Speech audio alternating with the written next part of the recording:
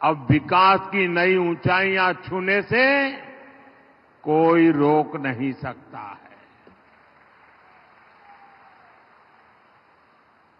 साथियों, एक प्रकार से ये शहरी क्षेत्र बन गया है और शहरी क्षेत्र में दोपहर को 3 बजे 2 बजे से लोगों का आना और इतनी बड़ी विराट रैली करना, मेरी नजर जहां पहुंचती है ऐसा लग रहा है जैसे केसरिया समंदर लहरा रहा है।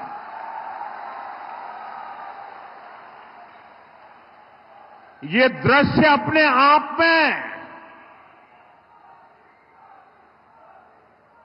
23 तारीख को नतीजे क्या आने वाले हैं, इसकी गारंटी यहां दिखाई दे रही है।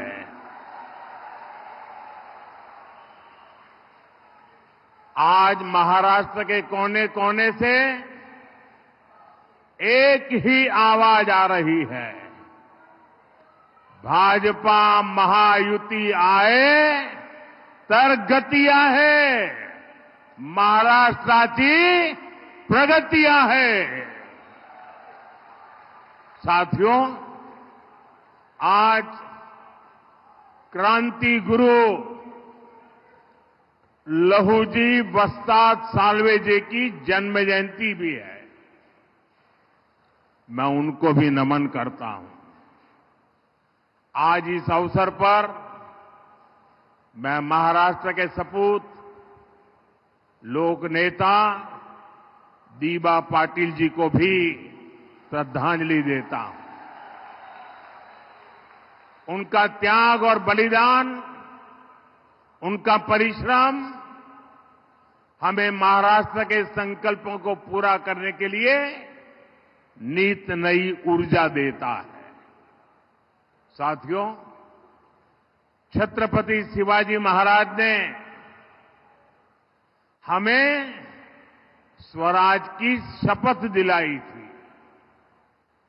हमें विकसित भारत के निर्माण के लिए स्वराज के साथ साथ सुराज के संकल्प को आगे बढ़ाना है और सुराज का संकल्प तब पूरा होगा जब हमारा गरीब आगे बढ़ेगा। इस संकल्प की सिद्धि का काम केवल बीजेपी और महायुति सरकार ही कर सकती है। आप भी जानते हैं, कांग्रेस पार्टी ने तो हमेशा गरीब को गरीब बनाए रखने के एजेंडे पर ही काम किया है। पीढ़ी दर पीढ़ी ये लोग केवल गरीबी हटाओ का झूठा नारा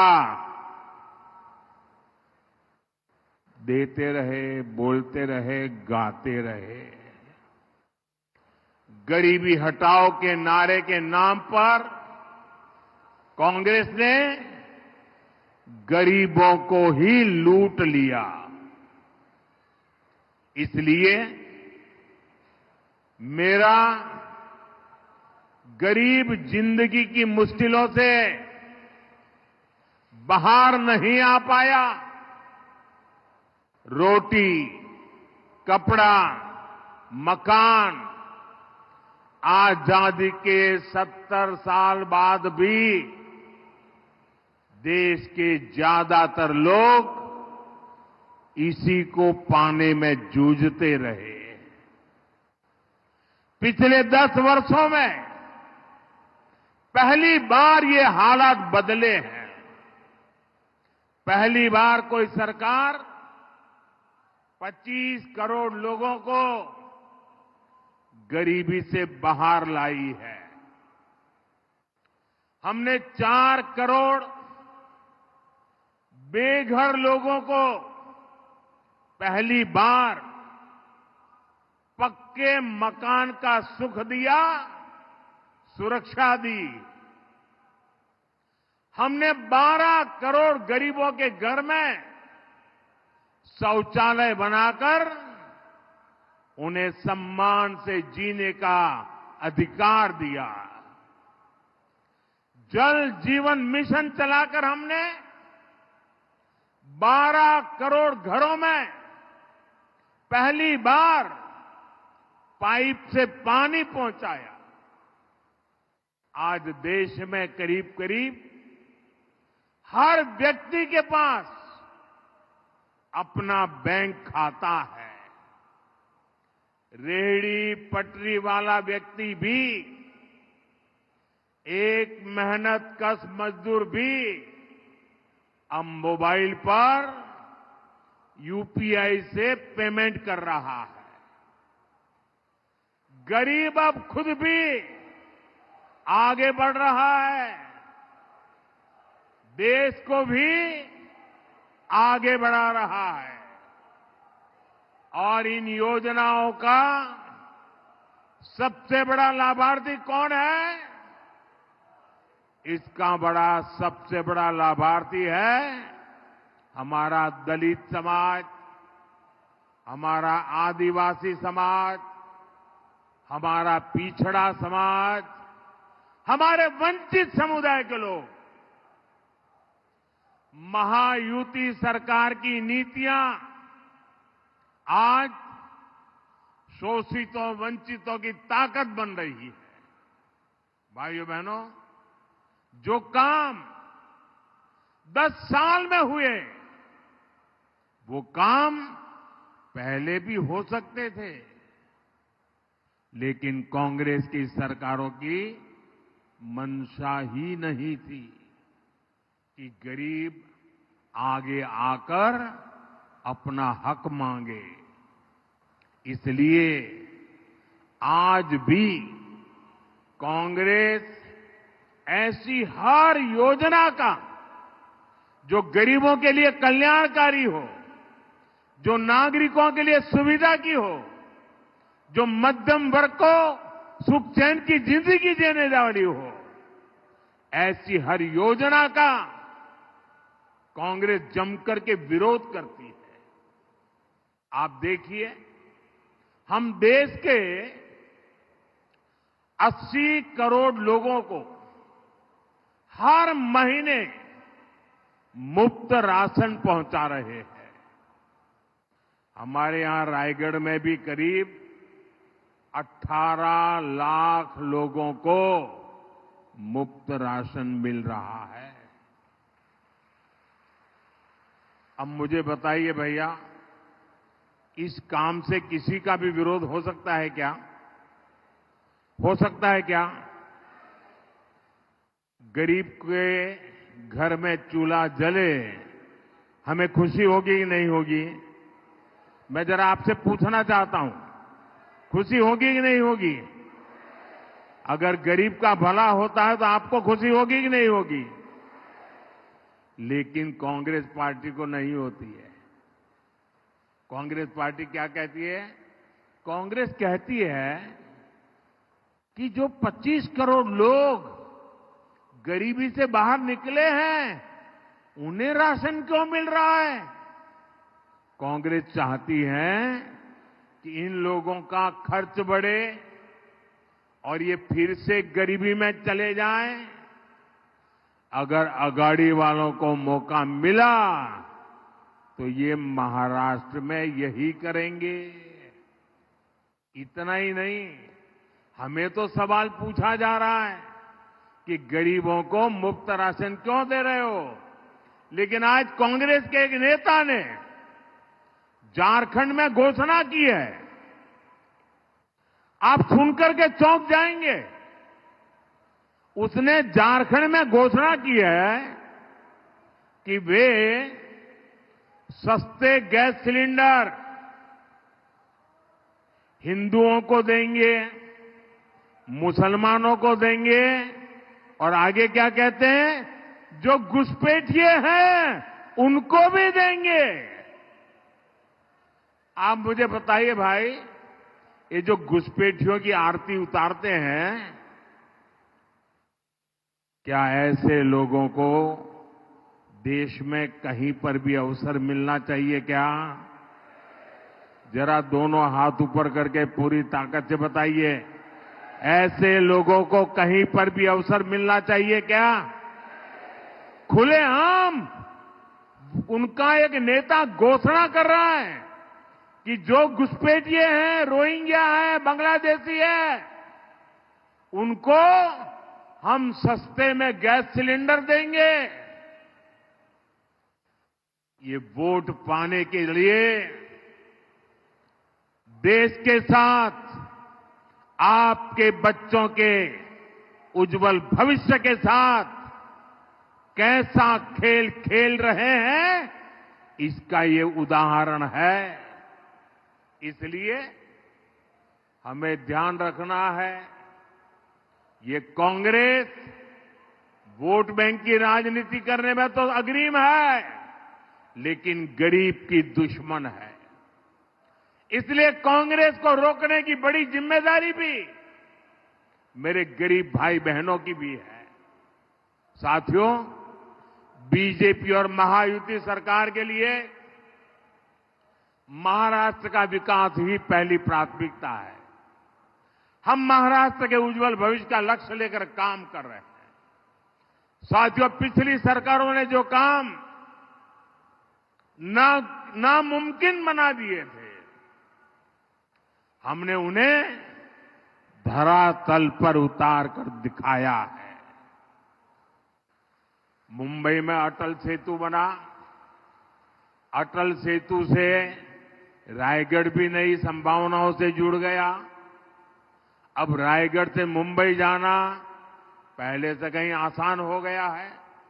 इसी तरह 20,000 करोड़ रुपए की लागत से बना रहा नवी मुंबई एयरपोर्ट, 80,000 करोड़ की लागत से बन रहा वाढवण पोर्ट, लगभग 50,000 करोड़ रुपए का समृद्धि महामार्ग, Mumbai coastal highway, Mumbai expressway, Panvel Karjat तक के रेलवे ट्रैक के दोहरीकरण का काम, इनसे पूरे महाराष्ट्र की तस्वीर बदल रही है। इनसे पूरे महाराष्ट्र की तकदीर बदल रही है। भाइयों और बहनों, आज हमारा रायगढ़ विकास की नई गाथा लिख रहा है। आप देखिए, तालोजान में 30,000 करोड़ की लागत से डेटा सेंटर पार्क एशिया का दूसरा सबसे बड़ा पार्क बन रहा है। रायगढ़ पनवेल आने वाले दिनों में डेटा और एआई का, आर्टिफिशियल इंटेलिजेंस का बहुत बड़ा केंद्र बनने वाला है। कलम्बोल में सेंटर ऑफ एक्सेलेंसी बनाया जा रहा है। यहां स्किल यूनिवर्सिटी भी खुल रही है। पनवेल में सेमीकंडक्टर सेक्टर में भी बहुत बड़ा निवेश आ रहा है। पालघर पोर्ट और जेएनपीटी पोर्ट से भी नए रास्ते खुलेंगे। यानी पनवेल, रायगढ़ और एक क्षेत्र भविष्य की संभावनाओं का नया सेंटर बनकर उभर रहा है। इससे महाराष्ट्र के युवाओं के लिए रोजगार के लाखों नए अवसर बनेंगे। महाराष्ट्र विकसित भारत का सबसे प्रमुख ग्रोथ इंजन बनेगा। साथियों, पनवेल रायगढ़ का ये पूरा इलाका समुद्री संपदा से भरपूर है। हमारी सरकार कोस्टल इकोनॉमी को सशक्त कर रही है अपने मछुआरे भाई बहनों के लिए काम कर रही है। हमारे मछुआरे साथियों की आमदनी बढ़े, उन्हें समुद्र में कम से कम मुश्किलें हो, इसके लिए आधुनिक बोट से लेकर आधुनिक नेविगेशन तक की व्यवस्था की गई है। पीएम मत्स्य संपदा योजना के जरिए मछुआरों को हजारों करोड़ रुपए की मदद दी गई है। हमने मछली पालकों को किसान क्रेडिट कार्ड से जोड़ा है। प्रदेश की महायुति सरकार भी महादेव, कोली और आगरी समाज के लिए कई योजनाएं चला रही है। लगभग 450 करोड़ रुपए की लागत से कोंकण में 3 नए बंदरगाह भी बनाए जा रहे हैं। जीवना, हरनाई और साखरनाते में बनाए जा रहे बंदरगाह हमारे मछुआरे भाई बहनों की आमदनी बढ़ाएंगे। इन सारे प्रयासों से ब्लू इकोनॉमी को भी बढ़ावा मिलेगा। साथियों, आज हमारा भारत हर क्षेत्र में प्रगति के नए रिकॉर्ड बना रहा है, क्योंकि आज देश में महिलाओं को आगे बढ़ाने वाली सरकार महिलाओं के सशक्तिकरण के लिए काम कर रही है। हमारी सरकार ने गरीबों को घर देने के लिए पीएम आवास योजना शुरू की। हमने तय किया कि इस योजना के तहत मिलने वाले घरों की रजिस्ट्री घर की महिलाओं के नाम भी होगी। हमने देश भर में शौचालय बनवाए। ये कांग्रेस वाले उसका मजाक उड़ाते थे, लेकिन आज वही शौचालय करोड़ों माताओं बहनों के लिए इज्जत घर का काम कर रहा है और उत्तर प्रदेश में तो उसको इज्जत घर के नाम से जाना जाता है। साथियों, हमारी बहनें देश की आर्थिक प्रगति को गति दे रही है। All right, Prime Minister Modi there addressing a public rally in Panvel where he attacked the Mahavikas Aghadi as well as the Congress, saying that they are against the poorest of the poor in the state.